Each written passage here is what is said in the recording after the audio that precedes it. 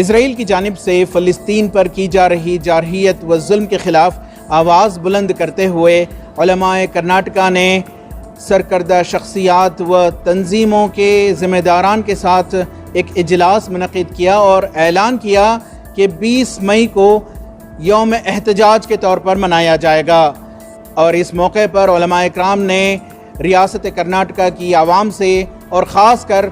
مسلمانان کرناٹکا سے اپیل کی کہ وہ 20 مئی کی صبح 10 بجے تا 12 بجے تک پلیکارڈز اٹھائے ہوئے اپنے گھروں کے آس پاس و محلوں کی گلیوں میں پلیکارڈز کے ذریعے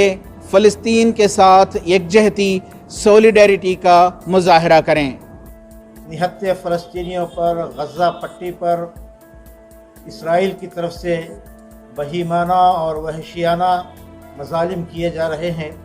اور ایک ایسی عوام پر جس کے پاس اپنے دفاع کا کوئی راستہ نہیں، کوئی ہتھیار نہیں، کوئی ذریعہ نہیں ہے۔ 70 پر 3 سال سے 73 سال سے جاری اس ظلم اور استحصال اور ایکسپینشنزم کو محسوس کیا جائے اور اس ظلم کو روکنے کے لیے ٹھوس اقدامات کیے جائیں۔ اس دیرینہ ظلم کو ریکگنائز کیا جانا چاہیے، اور اس سلسلے میں تمام عالمی ادارے، UNO، organization of Islamic conference, international court of justice, human rights کے جو ادارے ہیں، اور تمام ممالک انسانی بنیادوں پر، ہیومینیٹیرین بنیادوں پر اس ظلم کو شدید الفاظ میں کنڈیم بھی کرنا چاہیے، اور اس کو روکنے کے لیے، اس کو ریورس کرنے کے لیے اقدامات کرنا چاہیے۔ اللہ کے نبی صلی اللہ علیہ وسلم نے فرمایا کہ دنیا کے کسی بھی چپے میں کسی مسلمان کو تکلیف ہوتی ہے تو دوسرے کنارے کے مسلمان کو تکلیف ہونا چاہیے، اور فلسطین پر اسرائیل کا ناجائز قبضہ،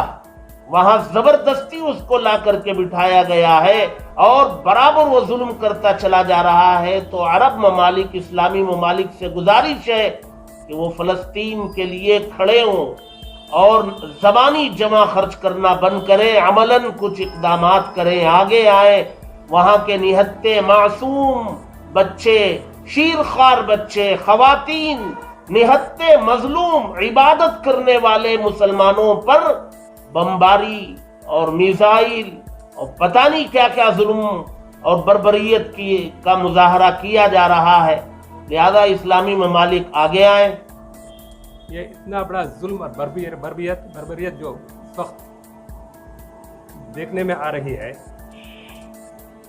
شاید ہی اس کی مثال کہیں اور ہو، اور یہ صرف مسلمانوں کا تو مسئلہ ہے ہی ہے، اس لیے کہ ہمارے مذہبی جذبات سے جڑے ہوئے ہیں، قبلہ اول ہے، فلسطینیوں کا مسئلہ ہے، اور ساتھ ہی ساتھ انسانی حقوق کی پامالی جس پیمانہ پر وہاں ہو رہی ہے، اور جو ظلم خواتین اور بچوں پر کیا جا رہا ہے، میں سمجھتا ہوں کہ اس سے انسانیت شرمسار ہونی چاہیے۔ ایک تو یہ ہے کہ وہ احتجاج کرے، گھر کے خواتین، بچے، مرد جو بھی ہیں، وہ پلے کارڈز کا میٹر ان کو ہم فراہم کر رہے ہیں، وہ اپنے ہاتھوں سے لکھ کر کے پلے کارڈ لے کر کے وہ ٹھہرے رہیں گے، ایک آدھا گھنٹہ ٹھہریں گے، اور اس کی تصاویر لے کر کے کچھ لوگوں کو وہ شیئر کریں گے۔ ETV بھارت کے لیے بنگلور سے رفیق جبار کی رپورٹ۔